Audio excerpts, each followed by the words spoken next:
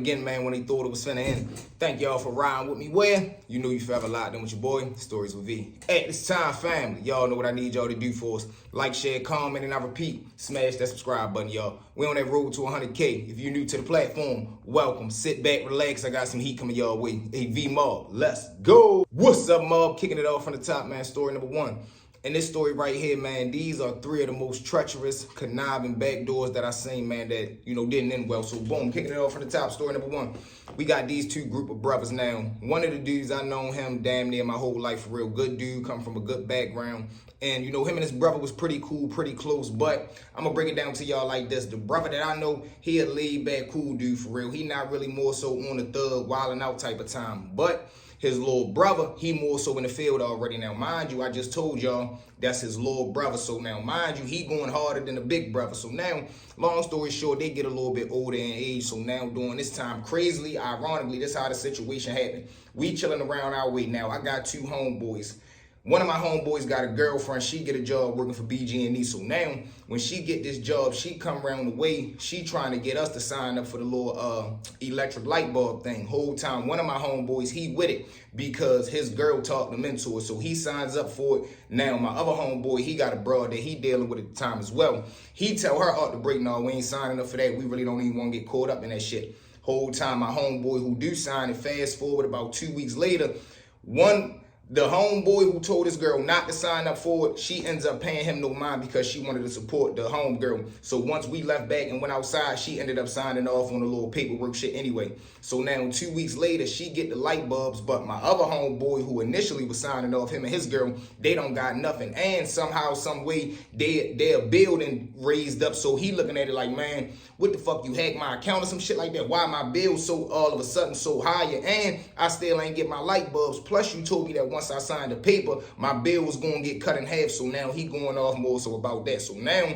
one day we all outside ripping and running. We go hit a sale. But now on the way back down, my homeboy who was signing off on the paperwork, his girlfriend is down at my other homeboy girl house for real. So they all the females is down at the house. All of the fellas, we outside ripping and running. So they in there, they having a little debate. They get into a slight little argument whole time. My man girl called him, yeah, come get me. I'm ready to leave. I ain't trying to be down here no more. Bip, bip, bip. So now when we get down there, the girls is right there fussing. So now one of my homeboys get involved. So when he get involved, just quite naturally, my other homeboy got to get involved because it's like, man, you can't be talking all loud and crazy to my girl when I'm right here, because when I go home, she gonna be looking at me like, why the fuck you let him talk to me like that? So boom, now that put them two to get to arguing. So now we outside, them two get to get into a little confrontation. They start selling each other all these wolf tickets. Boom. Now it escalates to another level. Now the reason that it escalated is because both of these two is really bluffing. They really don't want nothing to do with the whole situation. But instead of them being men and just telling the females, listen, cut that shit out. We ain't doing that right here. Fuck that bill. Fuck them light bulbs. We just gonna call it quits. We ain't doing nothing. And told the females to chill. That's what a real man was supposed to do. Go ahead and put a stop to it. These two fools, they get involved in the situation. So now they had beef. They start saying some shit that you can't take back, some real deep words. So boom, one of my homeboys, he run to the car, but he going to the car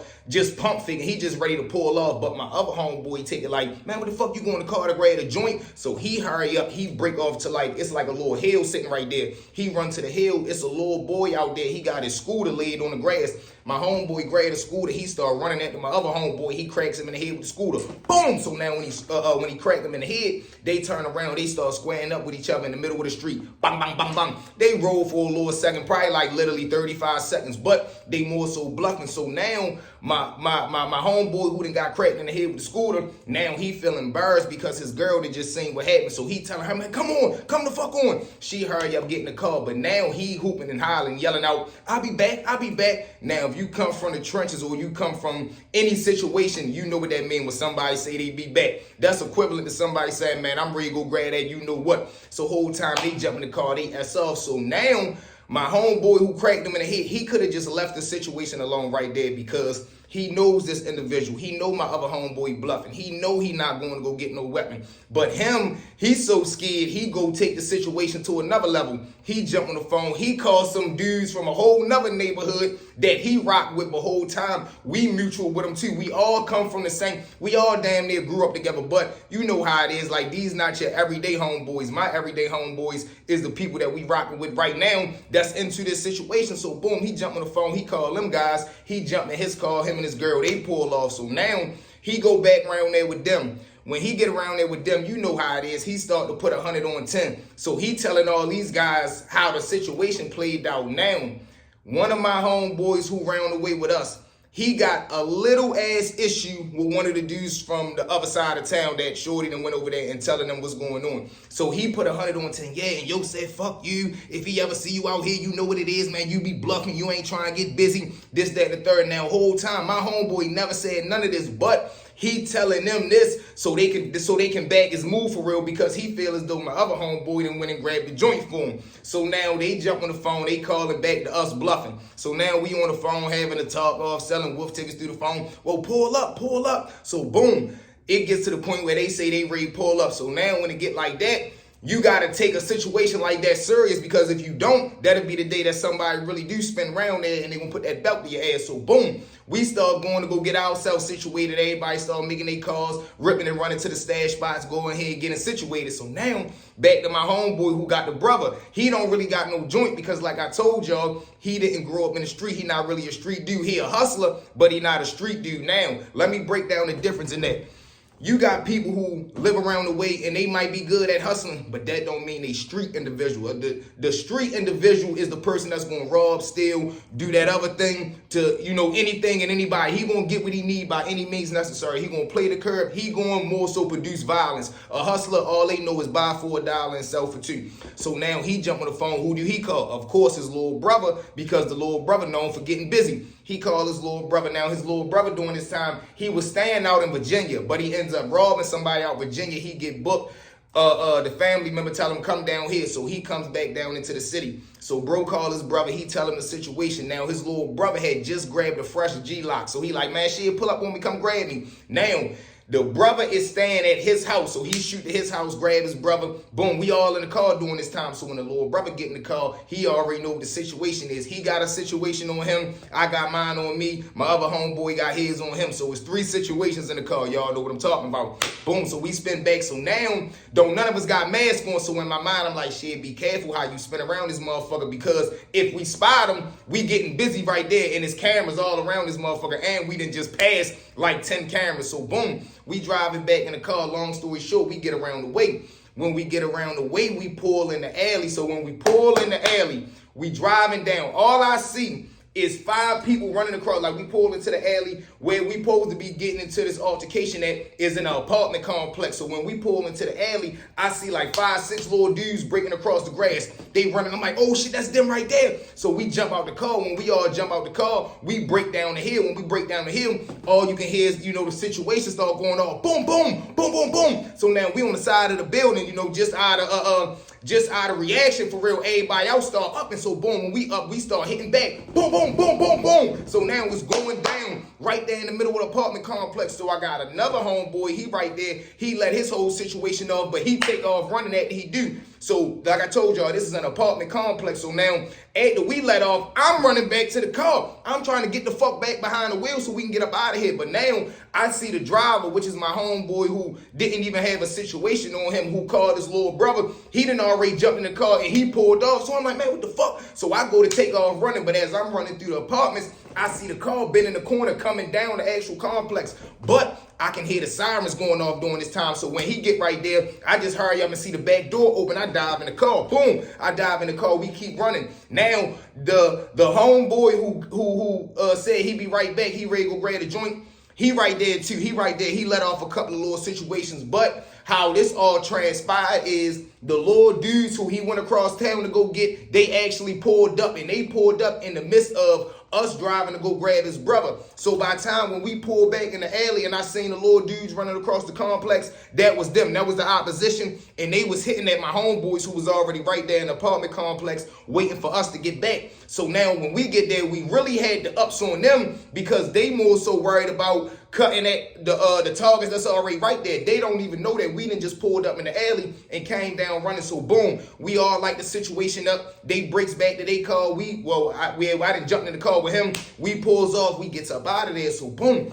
When we get up out of there for real, I'm calling my other homeboy, the one who started this whole situation. I'm like, man, where the fuck is you at? He like, shit, I'm at my shit. Pull up now. He stay about 5 minutes away. We go right there. We pull down his shit. Go in there. We all lay low now.